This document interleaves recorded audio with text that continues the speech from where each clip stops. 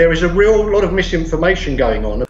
We are prosecuting people who are involved in people smuggling. Fear and horror are an appropriate response. There is no other reason to be given. How dare I say such a horrible thing? How dare I stir up trouble and inflame feelings? O sinner, consider the fearful danger you are in. You hang by a slender thread with the flames of divine wrath flashing about it, ready every moment to singe it. My answer is that I do not have the right not to do so. It's very different today, isn't it? Today, well, increasingly it comes from extremely intolerant Islam. So why are the views and values of many British Muslims still so out of line with the rest of society? Well, part of the answer probably lies in their ancestral backgrounds. Pakistan and Bangladesh account for the majority. Many are from Africa, some from the Middle East. The kinds of attitudes revealed by our survey might seem outlandish here, but in many of those countries, they are completely unremarkable. Qasim Muhammad. On the 15th of August came freedom. The freedom to burn, loot and murder. While Delhi and Karachi were celebrating, central Punjab was burning. And ironically, it's the newest technology that's reinforcing the oldest ways. Cheap flights carry hundreds of thousands of Muslims to visit relatives every year, and the internet and satellite television bring the ancestral attitudes into British front rooms every day.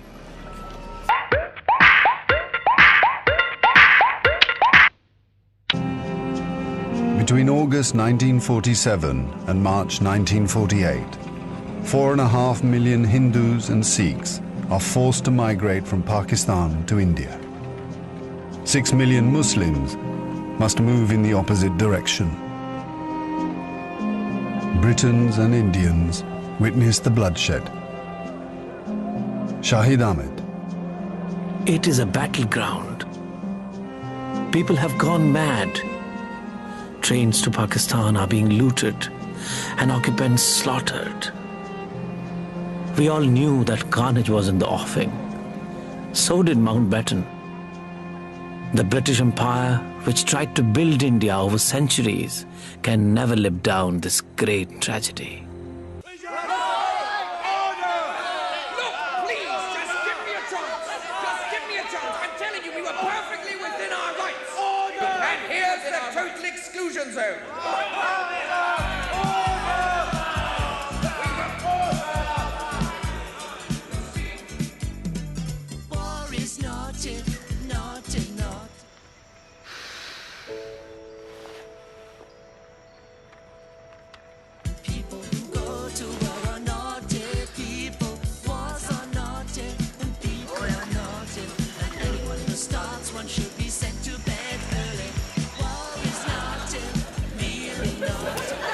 So is this what the army is about now, is it, eh? Okay. Together with that, there's another process. Law enforcement, law and order organization and structure is being eroded. For the last 20, 25 years, if you see old movies and new movies, you can see that in new movies, a policeman, an officer of the United States Army looks dumb, angry, psychotic, paranoid. A criminal looks nice, kind of, well, he smokes hash and shoots the whatever drug, but basically he's a nice human being. He's creative. And he's unproductive only because society oppresses him. Whereby a general of Pentagon is always, by definition, a dumb, a war maniac. A policeman is a pig, rude policeman. He abuses his power. No? A generality, generalization like that.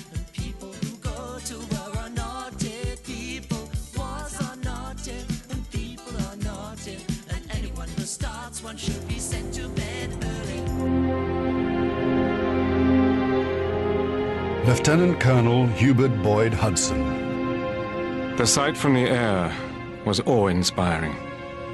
In this chaos, millions of refugees were struggling to get to India or Pakistan.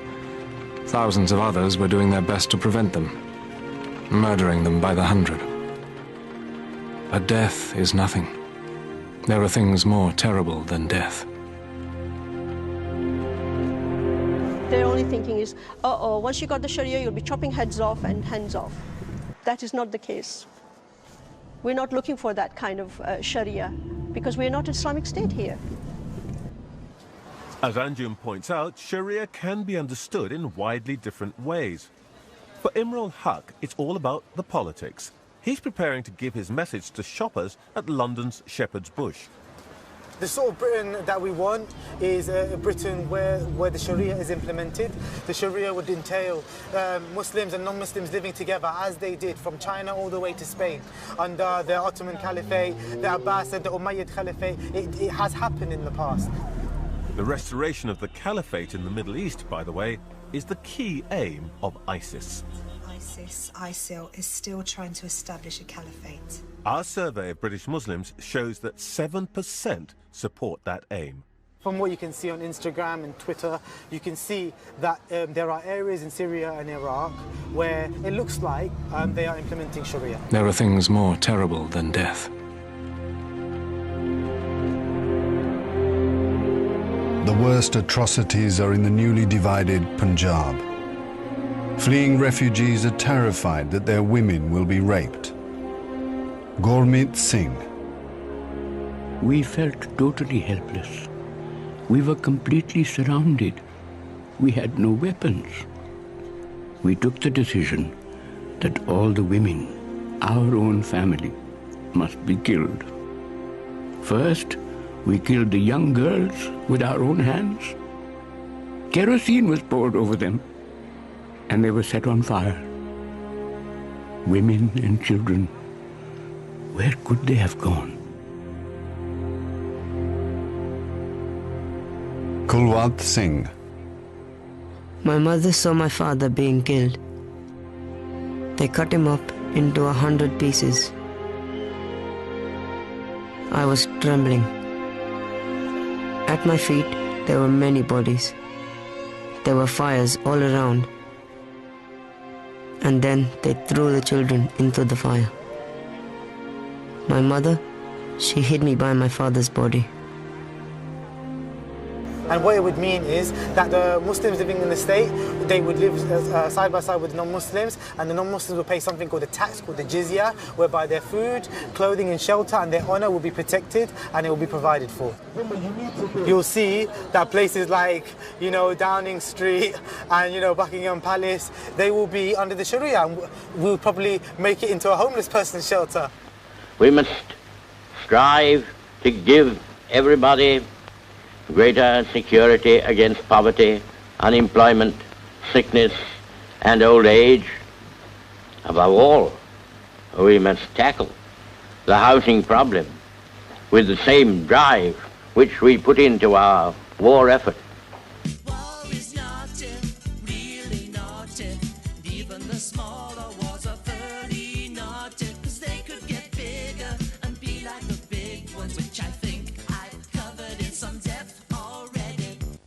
Friction with Westminster would be followed by fracture from Westminster.